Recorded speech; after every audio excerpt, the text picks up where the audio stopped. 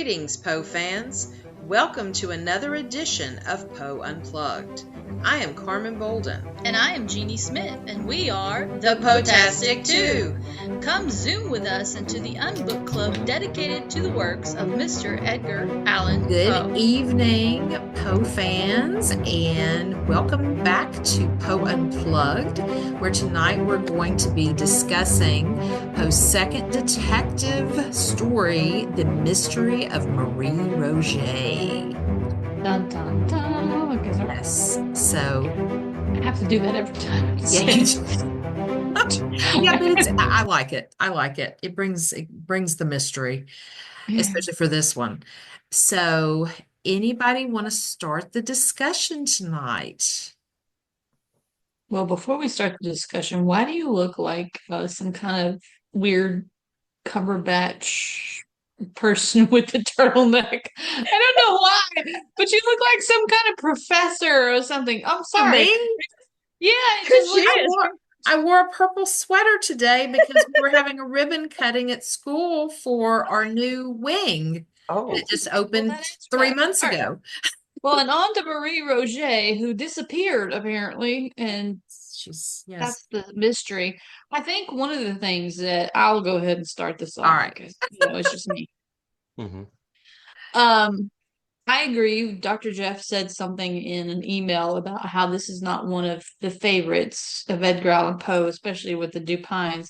I totally agree. And I think one of the things, like I was discussing with Carmen, that I dislike about it is that it's like I'm reading an Associated Press release because it's like an updated version. There's nothing really giving you any kind of major clues about anything. It's just so vague. And it's like, this is, why? Why do I keep, it's like watching that train wreck, that you just can't take your eyes off of, and you're going, and I understand, and it's like what I was telling Carmen. I think the way it's written this way is because Poe was basing it on a true event. Yeah. And he only had a certain amount of information himself, and I don't think he wanted to embellish enough to create a full story from it. And that's my opinion of it. Yeah. Because, go ahead. Well, I was going to say, because he wrote it because he was trying to solve it. And just like in the Dupine story, the first Dupine story of Murders in the Rue Morgue, and this one, and even the Purloined Letter, the bumbling police officers, if you will, and he was kind of trying to solve it to kind of show the inept abilities of the police too at that time. I kind of gathered from doing a little research. And so I think kind of keeping it with the fiction with the truth, I think that's what he was trying to do. If he could solve this murder mystery and the police could not, then it was kind of like, ha, see, I could do it, but you can't. I agree with that to a certain extent, but at the same time, in my opinion, this is my opinion, he was not looking at it or writing it from an actual detective point of view. Okay. Yeah. He was putting together the facts as they were presented, but at the same time, there was so much that was left out because, yes, he included the actors or characters in the thing that you would have when you're investigating. But the one thing about when you're doing an investigation, it's all about following the trail, but it's the people. You have to get the story completely from the people. And that was the biggest chunk of the story that was missing. Was there was nothing, from the time she disappeared until she was found. Nobody could say one way or the other where she was, who she was with, where she disappeared to. She was supposed to be here, but then she showed up here, and it was all kind of a speculation. So in that, I think he failed with trying to prove or solve the story. In my mind, he just made it more confusing because he didn't give anything. Didn't Poe write this shortly after the actual Mary Cecilia Rogers murder. Yes. Yes. So I think he's presumably, kind of getting to your AP sense. I wonder if when he's writing this, he was assuming that most people were already familiar with this story. So he didn't need Yeah, to present all the pieces of it because it was contemporary That's right. when he true. published. Hmm. Yeah, it was very, very big here in New York where it happened. Everybody knew about it. Okay. Yeah, Okay. Yeah. I think it was, it's like anything that happens in the area, it's very much covered from end to end, but at the same time, even with him writing in there, like when he was doing the post, like he was writing it when he was posting what was being reported, he put the dashes in there instead of putting like the years Right. or the right. names or anything like that. Yeah. And I understand he was writing it thinking that everybody was following along and could do it. And I'm thinking, okay, if you were writing it as it's happening and you're following along and you're trying to solve it, bring about something that's not being reported, I guess. Do a little bit more investigation, I guess is what I'm coming to. I didn't Yeah. see anything more than what they were doing at the But police. but I thought the whole point of the character, and again, I could be totally wrong, but I thought the whole point of the character was that Dupin didn't make any effort to go out and collect additional information. He was That's true. solving it just based on what's in the newspapers. That's Right. exactly right. Yeah, I was about to add that, Steve. Yes, thank you for saying that. Because yeah, so Poe wrote this and he used newspapers. I think he did actually talk to the police himself, but he wrote this in 1842 and he put it in three installments. It was in November and December of 1842, and then the last installment was February of 1843 in Snowden's Lady's Companion. So it was serialized, and so you kind of wonder. I'm gonna look up the actual date of the real murder because I don't remember it off the top of my head. But it could be that the police wouldn't give him any more information, and he wasn't allowed to go to the crime scene. It's hard to say. The You can story, accept that. the Yeah, story to go me, ahead.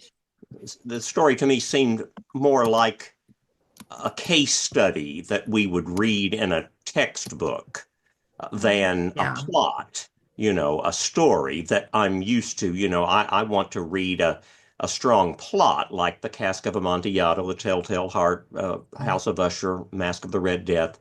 And this was facts and figures and declarations and explanations, but short on a plot. yeah, Great. One of the most interesting little remarks I thought was that how the newspapers said, well, we don't care whether we solve the mystery or not. We just want something sensational to sell the newspapers. yeah. Right. Hmm. Let's see. Okay, so Steve said I was referring to another movie that Boris Karloff and Jack Nicholson appeared in together, The Terror. Oh, yeah, Right. I know which one you're Mhm. talking about. That was for anybody watching or listening. That was a previous conversation. Oh, Right. sorry, No, it's sorry. all And good. It's all and good. you can see clips from The Terror in the marvelous movie Targets, one of Boris Yes, Karloff's best movies. Okay. That's Oh, really something. Watch that when it comes around again. Targets. okay. I'm gonna write that Cool. down. Yeah, I Uh, haven't seen that one. I have not either. So the date of Mary Rogers' murder was July 28th, 1841. So this was a good year and a half, or not quite a year and a half later when Poe wrote the first installment of Hmm. the story. So that's interesting. The one thing that kind of got to me, and I had always like physically read it before. I've read it a couple times. I remember reading it in high school, and I was very intrigued by it after because I read Merge in the Room Work first. But Mhm. then listening to it today, and I was telling them earlier that I listened to part of it on the way to school, part of it during the day while I was working on data, and then on my way home, I listened to the last part. And the one thing that I didn't realize when I had actually physically read it before, and maybe I kind of just dozed off or something, is the repetitiveness. He repeats himself a lot about, Yeah. the group of braggarts, and they would have had a handkerchief and all these things. And it kind of surprised me listening to it, reading it, how I kind of missed that repetitiveness before. I don't know if anybody else felt like that too. I definitely felt that, and having realized it was a trivial, it Hmm. occurred to me that that might be the reason why he was repeating himself. I think you're Was right. yeah, And yeah, that's That's a good why it point. That's a good point. gave me the feeling of a newspaper article, Hmm. or following a story, is because repeat and repeat and repeat all the information that you previously gathered, but yeah. adding something new with it. Sorry, Hmm. Tommy, if you have more to say, go ahead. I didn't mean to interrupt you. No, no, no, no, no, no. We're all here together. I'm a newbie. I'm a No, newbie. Um, It's all hey, good. It's all good. nothing wrong with that. Yeah, just speak away. Speak away. okay. Yeah, I mean, for me, and somebody else, I think maybe Jeanie mentioned this. The first chapter is much longer than the second chapter, and I kept thinking to myself, get to the point, get to the point, you Hmm. know. And I felt bad because I love Poe, and I have never read this before, and so Okay. I was trying to be give it my due diligence. I was reading it, and I had the audio of it playing at the same time, so I could get all the you know. And I was like, Edgar, this is not definitely not your best work. Tommy, I'm glad you said that because Yeah. so I had read this. I'm probably older than anybody here, and I had read this many years ago. I read through all the Poe stories kind of in sequence, Hmm. and I really didn't remember that much of it. When I reread it for this, I'm just feeling this is dragging. Yeah, Um, and obviously, it wasn't. It was he kind of had a little bit of a gimmick here. It wasn't just I'm going to write a story. I'm going to be solving a Right. real mystery. So I get yeah, that. You have to cut him some yeah. slack for that. But Tommy, I'm glad you said that. It was a slog to get through this. Yeah, well, that was I started trying to read it, and somebody mentioned Governor Alpha might have been Carmen, and and and, and I caught myself Governor Alpha. So I already gotten a book by Holly that Holly wrote for my um whatever the app is called. Um, Mhm. And I said, oh, I might as well get the mystery of Marie Roget. So I Hmm. did. Unfortunately, the version that they selected for me, the guy narrating was so dry, and Oh. it made the material dry, or even drier than it probably already was.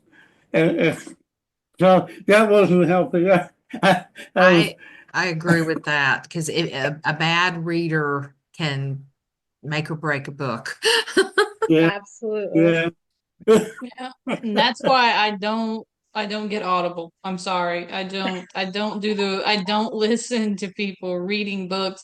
I don't have anything against them. I personally just cannot be read to.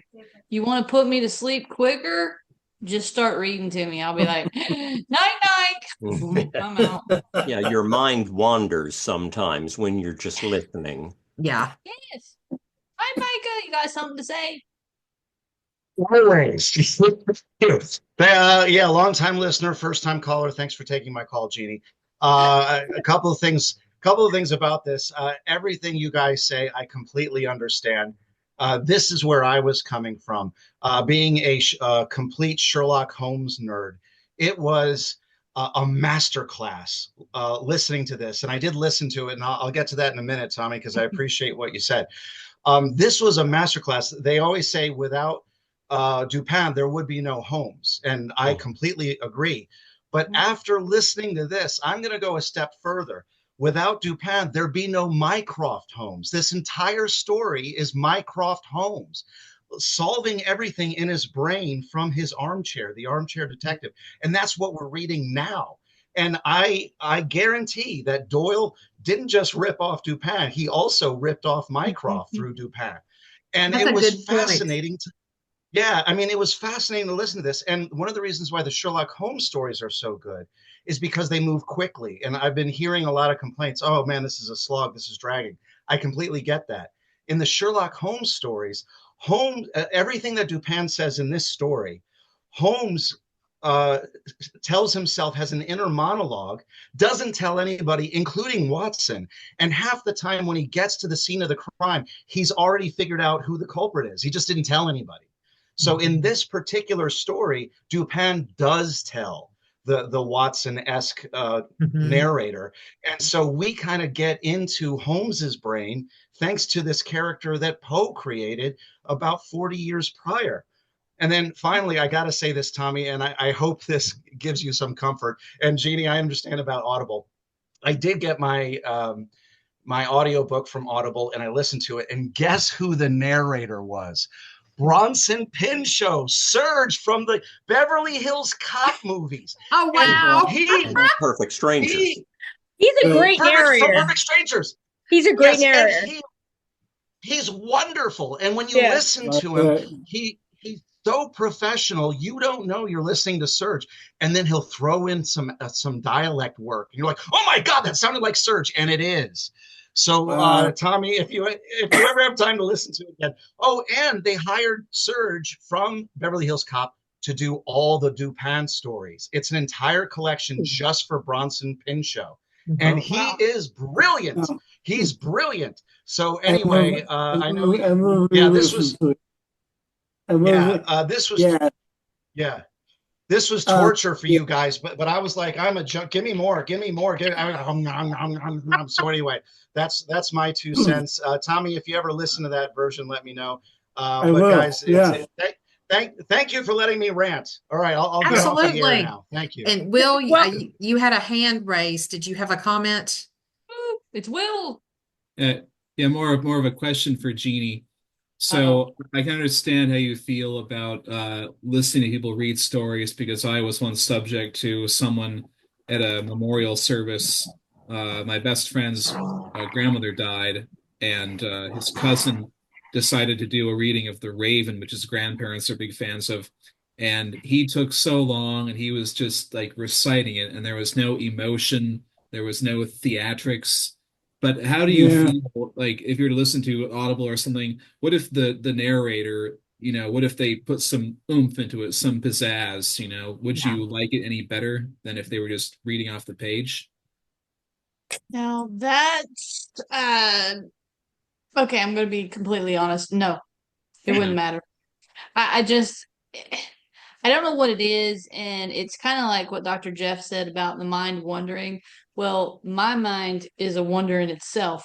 But the main reason is when I read, I envision everything and I start adding to the story in my mind.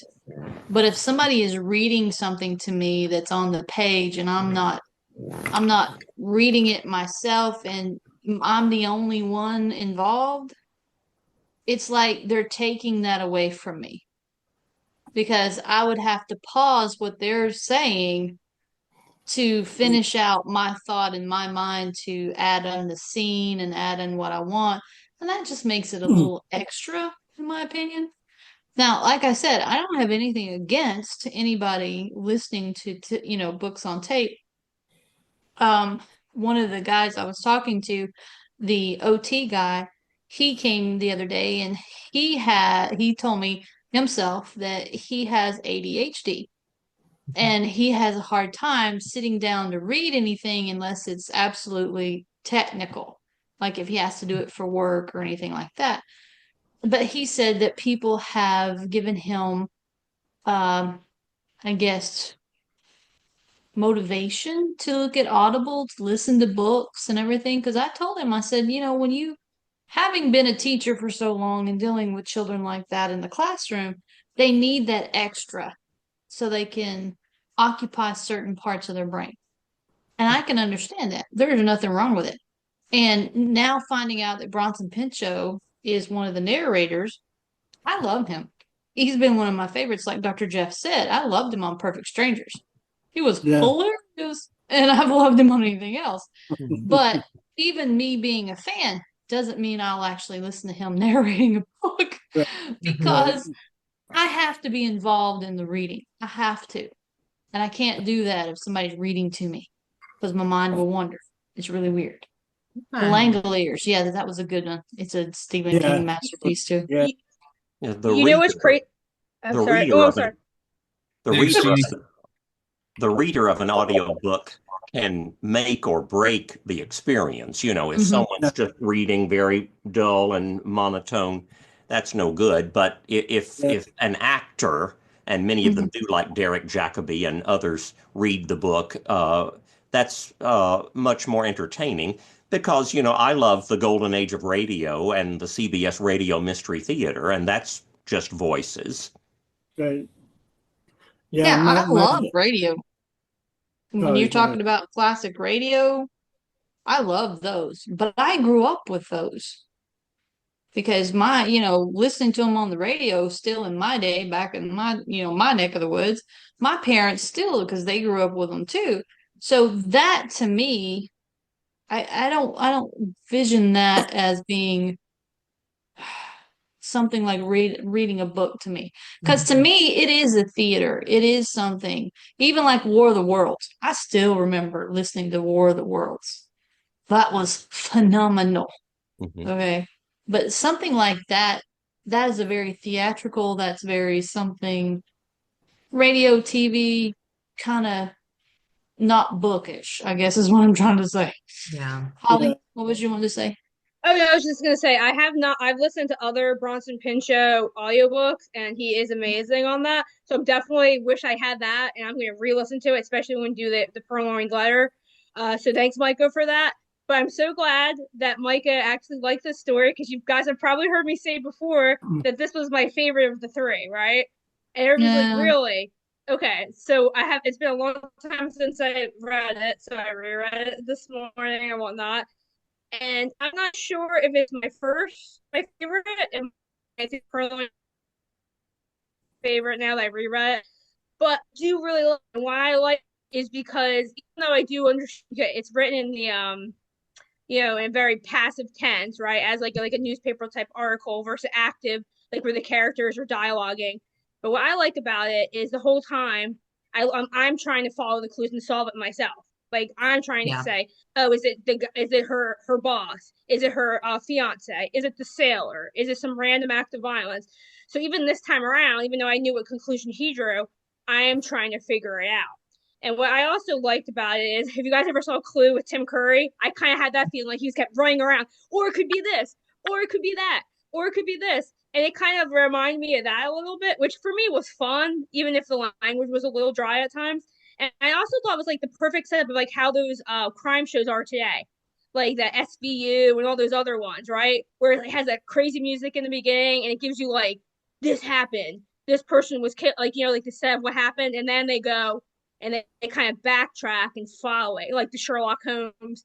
So to me, I was like, still enjoyed the mystery of it because to be honest, I'm still not sure who I think really killed her. Yeah. Well, because it's still kind of vague, like because we don't really know, and I don't think the real murder was ever really solved either. No. So it's a cold case. It's a cold case. So for me, I like that he created these like kind of like the Clue Tim Curry thing where there's a couple different endings, and then you pick which one is the strongest or which one you like, the best. So Well, for that, I and mean, I do like this story a lot because like I like the idea of that kind of like I'm in there, I'm the detective with him, or I'm trying to figure it out. My only complaint is I am not that smart, and with all the French words and the French names, I'm like, oh gosh, that might get really proving how stupid I am. But oh no, you're that's not. that's a me thing. You know what I'm trying to say? That's a me thing with all the. I mean, I understand it's in France and he's a French detective, but Well, what happened to Pierre? Can't someone have a name like an easy name or Jean Pierre? I don't instead know. of Eustache, Yeah, like some. Jeannie was Yeah. calling him Moustache. Yeah, Yeah. Moustache. Well, but well, I and mean, it that was it one was up point, there. It was a good mystery. I think it's a good mystery. yeah, I do like the mystery of it. I do hearing it today, it is a lot drier than I remembered, and it I've always kind of, I guess, thought of it as the least, or the I don't want to say the worst just because I don't like that word with Poe, but I mean it is the worst of the three Dupine stories. But the one thing that y'all, I don't know if y'all researched or saw in looking at this, it is the first mystery or detective story that uses true crime. So you could kind Mhm. of say, oh, kind of started the ball on that. And so that's kind of a very cool aspect. And to me, that's why it's a very important part of literature Mm. because it started something, that now Yeah. everybody's a Yeah. true crime addict.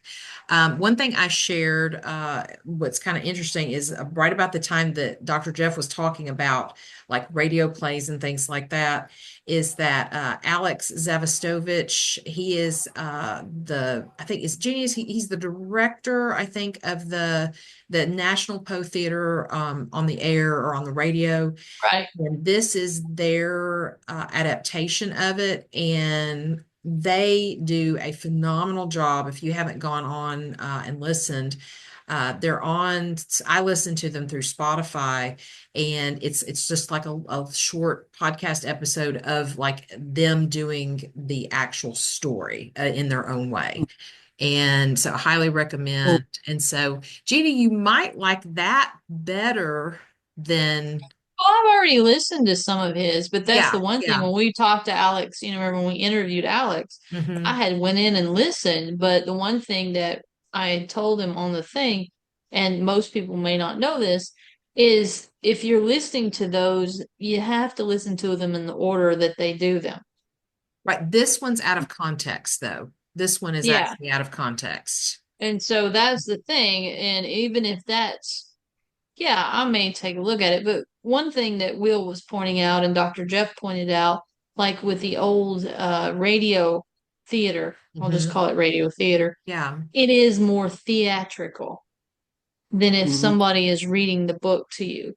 Like when Jason Markiewicz does his like videos and everything. Yeah, and he's a great Hmm. audio reader for Holly. And I like his stuff because to me it's more theatrical. It's not just somebody reciting the words because I already know the story and I know the story so much that I've already written it in my head what I want to add to it. So Hmm. does that make sense? Yeah. Where Yeah. and where in some aspects of it, like with someone reading the dryness of Marie Roget, Hmm. yeah, that would probably definitely put me to sleep very quickly because it would bring me back to the old days of some of my professors and my instructors and my teachers that would draw on in such a monotone voice. I can't stand that monotone. It's like my ears. It's like when your parents yell at you so much you get on a frequency that you can tone them out. You know what's crazy, Jeannie? I Yeah. think I finally understand your audiobook thing because you know what? I'm totally not like that, but I'm like that with music. So if there's a song I really There you like, go. I have to listen to it a lot before I watch the music video because the music Yep. video will have pictures like where they're trying to tell you what it means to them, but Hmm. that's not what the song means to me. So I have to already know the song and be familiar with it There you go. before I watch the music video. I mean, really familiar with it. Sometimes I won't even watch the music video. I'll do like a lyric video.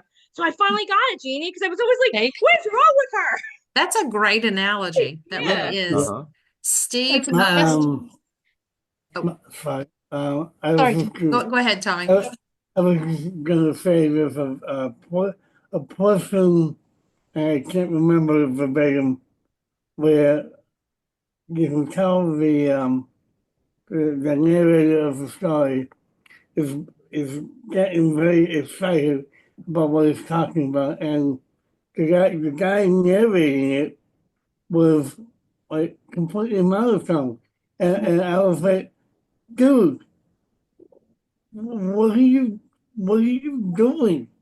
In fact, my dad, when he was alive, my dad was an actor, and in his later life, he did a lot of audiobooks, mostly mostly Louis L'Amour.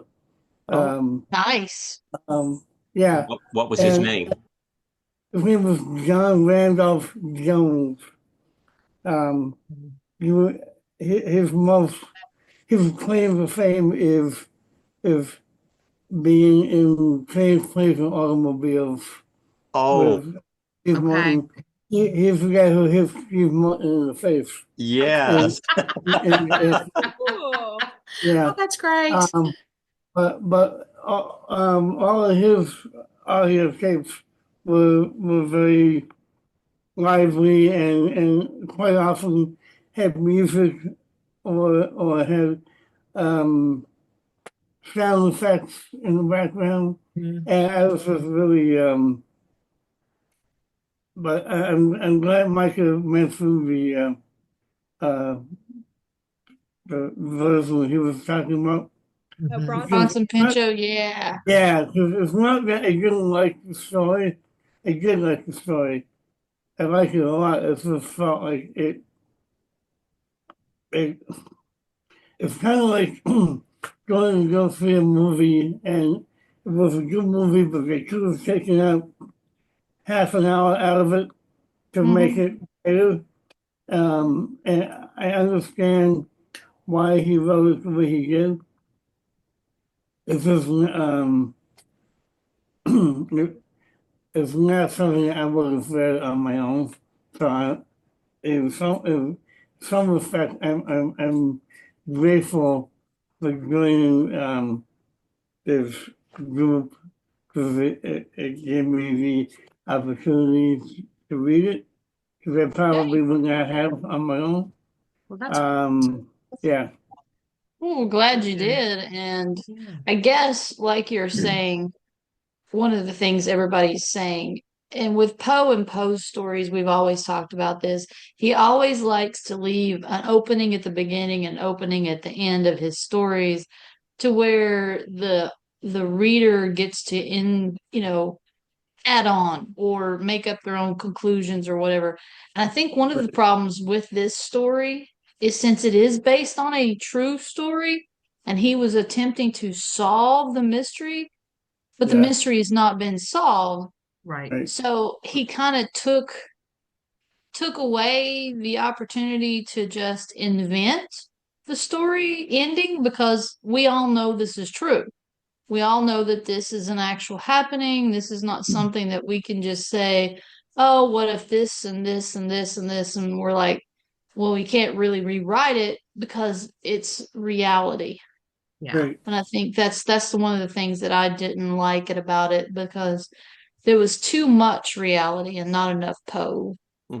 Well, Yeah. Yeah, I'm sure it limited him, right? It had to have limited what he would have Yes, maybe done if he just went with the idea and ran with it. yeah. exactly. One of the things that kind of came to mind today, though, while I was listening to it with Jeannie, kind of piggybacking on what you're saying, was that the irony of him writing a story of an unsolved crime, an unsolved death, and Mhm. that's how he died, and it's unsolved. It's technically Oh, Poe is a Yeah. cold case, and Yeah. it's almost foreshadowing of for Poe's life. I thought kind of mm, that just came mhm. to my mind while I was in the car on my way home, That and didn't even occur to me. That didn't even occur to me until right now. very Yeah. insightful. Yeah. Mm-hmm. Hey, you know who they should have gotten, and I would probably have listened to it? The guy who did the Unsolved Mysteries.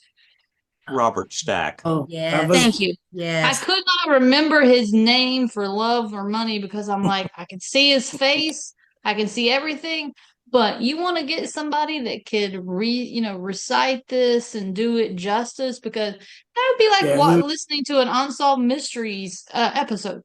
Hmm. Yeah. He would yeah, do. Of all people, Rufus Griswold liked this story, Yes. And and praised it. and Charles Baudelaire said it was brilliant. So Okay. so oh, many people, including the readers back then, really loved the story. Mm-hmm. Yeah, Well, I and again, mean, I like with what Holly said, I like the mystery of it because I love murder mysteries. I like to solve them. And here in just a second, I want to kind of get everybody like who they think is the killer. But we've got a couple comments I want to speak to. Steve and Will had brought this up saying, I was just going to ask this. Speaking of movies, has anyone watched the 1942 Mystery of Marie Roget, which barely follows the original plot and which inserts lots of lame comedy? I have not seen it, but because it is a Poe adaptation, Jeanie and I will be getting there on Review Morgue eventually. mhm. You So, kind of have, it's like taking medicine. You kind of have to do it. okay, okay. Yeah. And Leila said she has seen it. What did you Yes, I've think, seen it. Leila? Yeah, I don't really remember that much about it though, but I did watch it. Okay, Yeah. okay. And then we've got, let's see, Steve says, I sense that Micah and I are the two Sherlock Holmes devotees in this group. While reading this story, I too was recalling how Doyle essentially took the Dupin character to create Sherlock Holmes, but recall that Doyle had Holmes complain that Dupin was a very inferior fellow. I think I remember Mhm. that Yeah. too. So even though, I mean, it was kind of unfair that even though Doyle just grabbed this character and ran with it and creating, this armchair detective Sherlock Holmes, he Hmm. had Holmes like disparage the antecedent to himself. Yeah, But I think it gets to what Micah was saying that Dupin was just a little too much unwilling. You're absolutely right, Mike. He's more like a Mycroft. He's unwilling to get his hands dirty. But yeah, the Holmes character would actually go into disguise, go collect Mhm. information, which is quite different than Dupont. Yeah. And he yeah. did it in Murders of the Rue Morgue and he did it in Poe and Letter. This one, he just literally sat in his chair with the newspapers. And I think that's what did it because he himself limited himself. Yeah. He could not take it because it was a reality, not something that he was creating. Yeah. Mhm. Yeah. And because of that, you couldn't really change it. Yeah. I mean, if you're reporting something because you want to be the person to solve the crime, because I mean, we've all been armchair detectives at one time or another in our lives, and we still do it even today Mhm. when we read the news, or 'cause I don't watch news, I read news because I can skim through things and I don't have to listen to people. But that's Yeah. the thing. I think Poe and why why Griswold and I'm not even going to attempt to say the name Baudelaire. you did, Doctor. Yeah, thank you. 'Cause- We have an episode on Baudelaire. yes, yes. I don't want to butcher the names too badly today. You've already got Valere running through my head from Oh earlier. yeah. Just yeah, Um, don't get her started. She's gonna be singing Dean Martin. But So, I think one of the reasons that they may have praised this is because it wasn't a true Poe work. I mean, in honesty, if you think about it, he was in essence parroting something that was already happening. He was just being a news reporter. He was not being a writer. I Well, I think take that back. I Not being an author. But yeah, Jean, I agree. I think that is probably why they liked it because it could really happen, right? Like the Mhm. the first story with the gorilla. I mean, it was so fantastical. Could it happen? Yes. Probably not. But this seemed like it really, really could happen, right? There are these Mhm. groups of people and sailors have been known to be like a little wild or whatnot. And I mean, I just feel like people could maybe relate more to the story because it could have happened, or it could be. It not only was it real, but it seemed like it could really happen to someone they knew, or maybe something like that had happened in the news, because it had alluded to that there were tons of murders very similar, and for whatever, this one I think just got everyone's attention because this girl was, apparently very, very beautiful, and it kind of goes back to the Poe with the classic, what's more tragic than the death of a beautiful woman or the loss of a beautiful woman? Right. So for me, I was like, I think it was just the fact that, and we're all like that when someone dies on television or a young celebrity, we're like, oh, it's a different kind of feeling than when someone old passes away. And yeah, it's just one of those. Everybody got behind the story, I think, because she was young and beautiful. And I kind of like Yeah. the idea, though, that going back to the whole story, that they're not even 100% sure if this was even her body.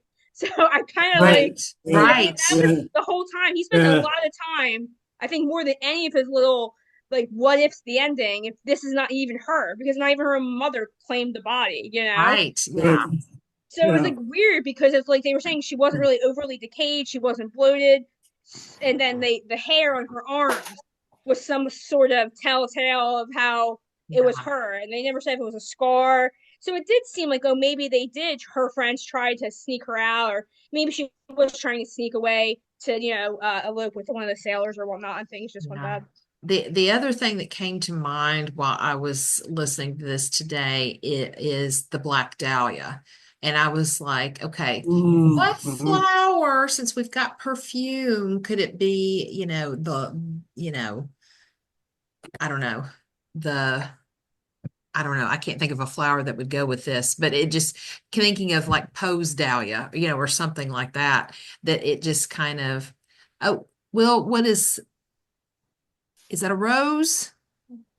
No, I think it's a daisy. Oh, nice. Okay. Speaking of flowers. Yeah, that's perfect. Well, Daisy symbolized innocence, right? Yes. And purity, and her purity was in question, Yes, it was. Yeah, multiple times. Yes, multiple times. It must be rough to be that beautiful. Yes, that flower is apropos, Will.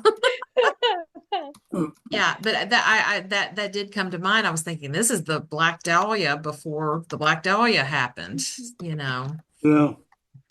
Well, and I think, and this is once more my own opinion, that the mother would not claim the body of her own daughter if she killed her. Because then she would have to accept that she is dead, and then that would just turn her even to a more suspect. And she did say that. She did say that she was never going to see her again. Almost had like a prophecy. Yeah.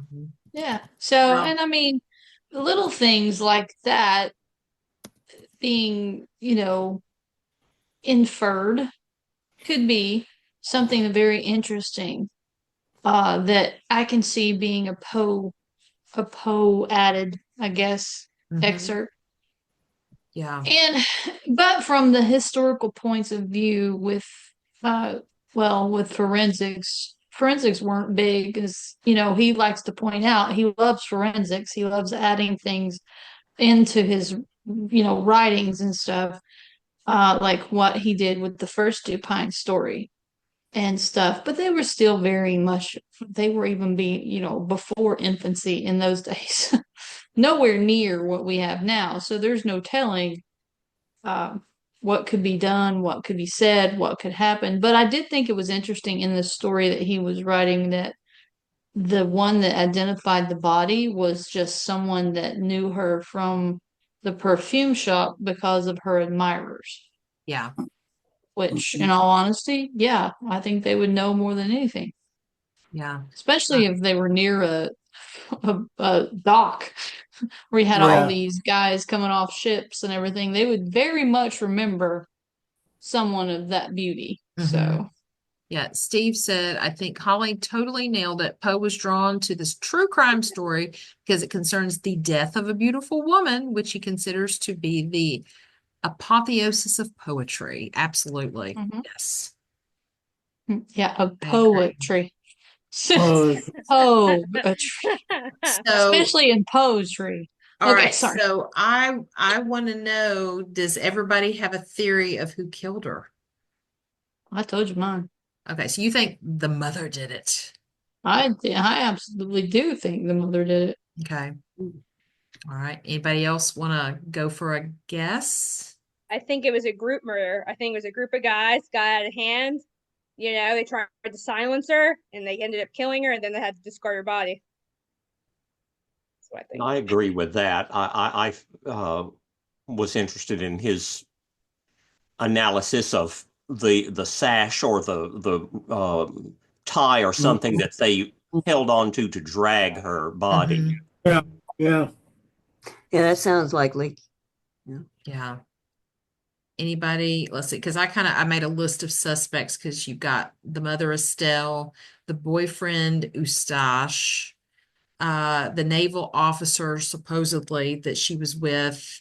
Then there's the man with the dark complexion she was seen in the boat, again, seen with, the gang of braggarts. And then there was Monsieur Leblanc was the owner of the perfumery.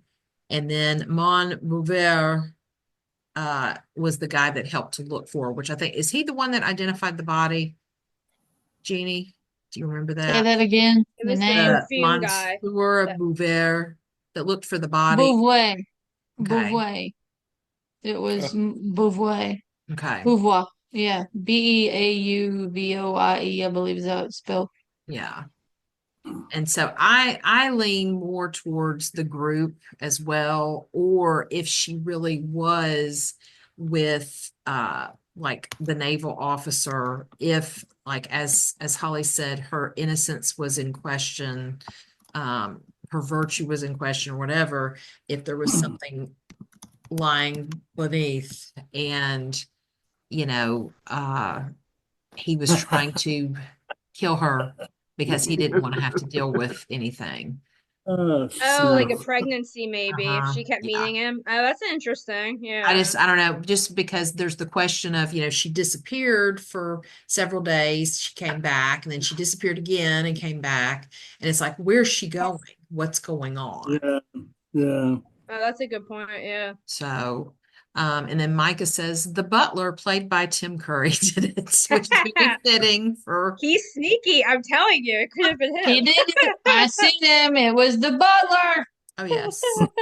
The butler always does it. Adding the French accent. And then Steve says, I suspect Professor Plum in the conservatory with the candlestick Agree. or the petticoat. Yeah, Petticoat did it. Oh.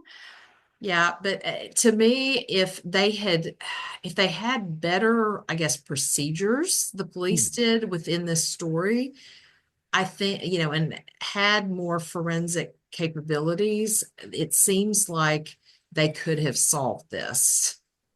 Yeah. In some ways, I agree. In some ways, I don't. Because the thing about it is, there's way too much contamination. There's way too much. Because with the water, I Mhm. mean, and there's no timeline other than when she left. Yeah. That's the one thing I have a contention with, is there's no actual eyewitness testimony to set up a timeline of who she was with, where she was Yeah. at, because there was too much differing. So even if they had better forensics, I don't think they could have guaranteed a closed case of who Yeah. did it. Well, because the Yeah, whole. Gene. Oh, I'm sorry. Oh no, go ahead. Go ahead. No, I was just saying, Gene, that's a great point. I kept thinking like how people were backtracking, like no one had seen her, and then all of a sudden, certain people had seen her. Like that whole thing was weird. Like everyone knows who this girl is. She's like the town beauty. No one sees that she disappeared, and then it was like, and then it was like weird that they had heard the screaming in the night. Well, you don't go and check to see who's some girl screaming. Like you don't, like, you know what I mean? You just like, oh, someone's screaming. Yeah. Bloody murder. Yeah. Where's gonna let it be? It all was the whole thing surrounding that was really weird. It was like a conspiracy. Yeah, exactly. The one thing that improved forensic evidence would have, I think, resolved at least was it her body? Because can't remember who brought it up earlier, but it still wasn't. There's still some question as to whether that's Marie Roget's body or not, or Yeah, Mm-hmm. that's true. Mary Cecilia Rogers' body. Yeah. Yeah. Will Yeah, says, because I her got mother. that old bystander blues. Oh, yeah, there was a lot of, to me, questionable hearsay of I saw her. It's like, did you really see her? Or are you just trying to make a name for yourself and Right. get in the Yeah. newspapers and such? It was very, very questionable and Well, sketchy. that's the problem when you have eyewitness testimony and always Mm. has been. It just never, because you can take one person, or you can take a group of 30 people and you can ask them the same question, and maybe 10% will tell you the exact same thing, Yeah. but everybody else sees something different. It's like the whole case with the blue gold or white gold dress and the blue whatever it was, that Oh whole gosh, phenomenon. yes. See, that's the thing. It's like, were they short? Were they tall? Were they, did they speak with an accent? Did they walk with a limp? Or, everybody Mhm. sees something different. So that's why eyewitness testimony is always so iffy. And What's then he proved that in the first DuPont mystery when he did the whole Mhm. interviews and everybody said something different. Yep. yes, I was remembering that. Yeah. Yeah. But Because you had the, Yeah. go ahead, but Tommy. there's a famous experiment. Um, it was done at some university where uh, somebody came into the classroom with a gun and waved around and did some stuff and then left. And then Mm-hmm. they were supposed to write down what they saw, and each individual wrote down something completely different. Mhm. Uh, and the idea was to prove that eyewitness testimony is not uh, what's the right word? Reliable. Reliable. Thank you. Yeah, Yeah, Yeah. that's very true. yeah, yeah. Then that's the thing. I mean, it's probably going to be a cold case forever and a day. So Yeah. I that's a wanted, yeah, go ahead, Jeannie. I was gonna say I no. wanted to share something with y'all. So can y'all see the picture? So Yeah. Holly and I got to go to Sybil's cave, which is the cave that she was found in Hoboken, New Jersey. Oh, And so just on the other, oops, just on, I think that's Holly talking. I think, yeah.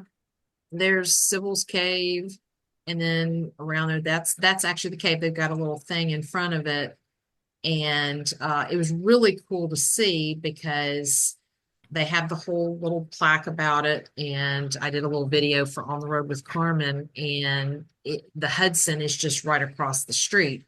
And during that time frame, the 1840s, the water came up through there, and so you can kind of peek down into the cave, but they've got it all like we were on the other side of the fence looking at it, but even getting close, they've still got like the cave part blocked where you can't go in it. And so it's just really, that was a really surreal moment. Yeah, it's a really beautiful area too. I Yeah, mean, it I was was. yeah, it was nice.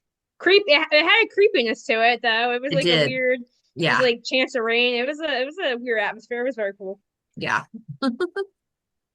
Hey, I like creepy. Oh, So do yeah. I.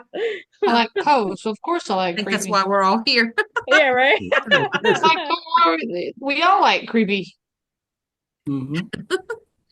So any other thoughts on Marie Roget, aka Mary Rogers? She did. Maybe she fooled everybody and that wasn't her body, and she led a long life under another name. Maybe she was Well, Maria, I don't know, I can't think of a name. Near to well, Rogers. even if she didn't die back then, she did now. Yeah. Oh, yes. You can now. She did now. Just saying. Oh my goodness. Micah, did you have another thought? This is my last 2 cents, and I know I already had 2 cents. That's a total of 4 cents. It's Thank you all for good. thank you for your patience with my inflation. But Carmen, when you mentioned the Black Dahlia, it was like you were reading my mind. And please stop doing that. Tommy Oh, and I don't need the competition. We do not need the competition, Carmen. But I couldn't believe you mentioned that because that's exactly what I was thinking at that moment. oh If wow. Poe and quote unquote Dupin had lived 100 years later, and we were reading a story about Dupin breaking down the Black Dahlia, we would be eating that crap up with a spork and loving every minute Yes. of it. And if there are cold cases happening in LA right now where they're doing documentaries and podcasts, and everybody's picking apart every single detail, just the way Dupin is doing in this very story. And someone mentioned context and how popular the story was at the time, even with Rufus Griswold, for God's sakes. And I can't help but wonder if 180 years from now, because you're recording this, is that right, Carmen? I Yes. think you are. Yes. 180 years from now, someone's going to be listening to this very meeting, and it's going to be in some history class, and the students they're going to be like, I know you thought it dragged. Someone already said that twice already. And the teacher will be like, it was 180 years ago. It was on Zoom. They didn't have the telepathic earbuds. So you just got to put it in context. You got to be patient with these people. And someone's going to be saying that about us one day. So Carmen, again, thank you for inspiring that and for reading my mind. I just love these meetings. Thank you. Maybe I've already time traveled and done that, and that's why we're doing this now.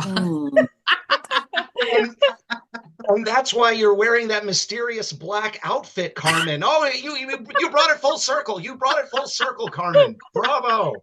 Oh my goodness. Bravo. Yeah, Will made a good point. Should write a fan fiction where she does survive and she's living her best life in Berlin. Awesome. Oh my goodness. Yeah, so this has been a great discussion. I think pretty much everybody was kind of on the same page with a few little differences. Just say it. I'm always the odd person out. It's okay. You are, but that's why we love you. That's what makes me who I am. I'm odd. It's still, and I will say this right now, it's still better than some words with a freaking mummy. Gosh. I Just agree. We gotta find her another story she really doesn't like. Hey, we're working on it. Yeah, I know. We'll get there. Hey, you what I want the love is that story Steve. that's not. What I love is that Steve's favorite story, right? Isn't that your favorite? Some Words with a Mummy? It's one of my favorites. Yeah. Yeah, and it's Levi. We'll have it. We should have like a SmackDown one of these days. Yeah, where right? we both marshal our best arguments. Oh Hey, my goodness. now remember, there is a story. It's not a Poe story, but there is a story that hits all of them way beyond that. They haven't met something I hate more than this story. What's that? The House of the Seven Gables by Nathaniel Hawthorne. Don't get her started on it. And I love that story. I love that book. Goodness. Yeah. Dr. Jeff, do you like it? I like it, yeah. I Okay. like the movie and radio versions of it too. Okay. Yeah, I read it when we actually were going to Salem for the first time and got to go in it. And so, yeah, and she was like, "Ew, why are you doing that?" Okay, I'll quickly tell this. My high school English teacher, ninth grade, made us read this. We had to do an essay every week on a book. He made us read a book. Gave us a book on Monday. We had to read it and turn in an essay, a book report about it on the next Monday. He made us read this book. I got through 3 pages. 3 pages. That's it. Couldn't do any more. Couldn't do. Being the smartass that I am, this is nothing new. This was way back in the early days. And this is why, as a retired teacher, I knew I got my kids got revenge on me. You know how the old things, the mothers say, I hope I get one just like you. Well, I got like 130 of them every year. But I turned in a paper that said, with my name, correct time. First line, it says, I hate this book. I can't get past the first 3 pages. I'm sorry. And that's it. He gave it back to me. And said, I don't care if somebody has to tell you what the story is, read the story to you, but you will write another report about this book and turn it in. And he Did made you me. ever? Oh, I did you had do my it? best friend told me what the book was about, and I wrote the paper and turned it in. He gave me like a C, I think it was. I was like, hey, as long as she told me what it was about and I didn't have to read it, I was fine. So at least it's better than Some Words with Money. Well, it's not better than Some Words with Money. I'm sorry. You didn't Anyway, read the moving whole on. thing. You can't judge it. Okay. Oh, When I was in college, we recorded a radio drama version of The House of the Seven Gables. okay. So I guess that's why I like it and remember it. Mhm. Hey, if you still have it, send it to me. If somebody else telling me about it, I might. That would be cool to hear. Yeah. And the CBS Radio Mystery Theater did an adaptation of it. Oh, nice. Nice. Cool. So next month, we will be meeting again on February 25th. It's the last Tuesday of February. And we'll be reading Dr. Jeff's Holding It Up to One in Paradise. It's an awesome poem. And Steve is our Gothic guest for February. And one of the suggestions he had was that this particular poem is in the collection of Alan Parsons' Project, the album that they did on Poe. And so we're going to talk about that as well. And so, Steve, if you want to lead that part of it, that would be amazing. Happy to do it. Yep. Yeah. So I'm really looking forward to that. So we're going to have poetry and music. Listen to the album before the Okay. Yeah. program. Okay. I have listened to it before, but Will do. I will enjoy listening to it again. Tales of Mystery and Imagination by Yes. Alan Parsons Project. It was their Yes. first album. Okay. I Okay. used to love that album. Mhm. Good. I used to love Cool. all the albums. 1976. Okay. Yeah. Okay. Yeah. And then in March, we'll be meeting on March 25th, which is the last Tuesday of March. And Jeannie, I think we decided to do the assignation, correct? Yes. And Yes. I just called it the ass. yeah. And that's par for the course. But if you have not read that story, it's one that, again, a lot of Post stories, you hear the most horrific ones that people talk about. This is a gem. It really is. It's great. It's really good. So I think that's everything about Marie and what's coming up next. Yep. Anybody have I any think other we've covered it. thoughts? My only item is your Gothic guest from this month was Cheryl Joseph. Yes. Yesterday was my birthday. She Oh, sent happy me this. Happy birthday. She sent me this card, which I thought was really cute. So That's Awesome. Happy kudos awesome. to her. Happy Kudos birthday. to her. Yeah, shout out to Cheryl. She was great to have on. Yes. It was a great interview. Yes, it was. I Yeah. like it. Awesome. Yeah. Yeah. Well, happy belated birthday. Thank you. Cool. Sounds like a great day. Yeah. And Will says, just an aside, poetry show is next week, and I'll be performing 2 classic poems, not Poe this time, but Robert Frost. Oh, awesome. Good. We'll make Which sure they ones? report it so we can see them. Mhm. I will. Good. Road Less Traveled. No, it's going to be kind of a rarer one called Witch of Coos, Okay. and then we'll close pretty with Stopping by Woods in a Snowy Evening. Mhm. That's a good one. And then in between, I'm gonna sing one that I actually wrote last weekend. It's Oh, very good. popular among the few people who have heard it. So, Nice. That's awesome. Yeah, please have somebody record it so we can see it. I will. Yep. Awesome. Well, guys, I think that's it for tonight. We enjoyed it. Yep. This was a great discussion. Yeah. And hopefully you'll Too like bad the we couldn't solve the assignation a little murder. bit better. What'd you say, Jeannie? I said, too bad we couldn't solve the murder. The only thing we know is that she did. Just Yeah. Yeah, at this point. Thanks for making it happen. We yeah, appreciate exactly. All right. Thanks, Yeah. guys. it. All right. Happy birthday, Great Steve. evening. Bye, Thank you. everybody. Bye. Bye. Till next Bye. time. Adieu. All right. Bye-bye. Bye. Auf Wiedersehen. Oh, yeah. Arrivederci.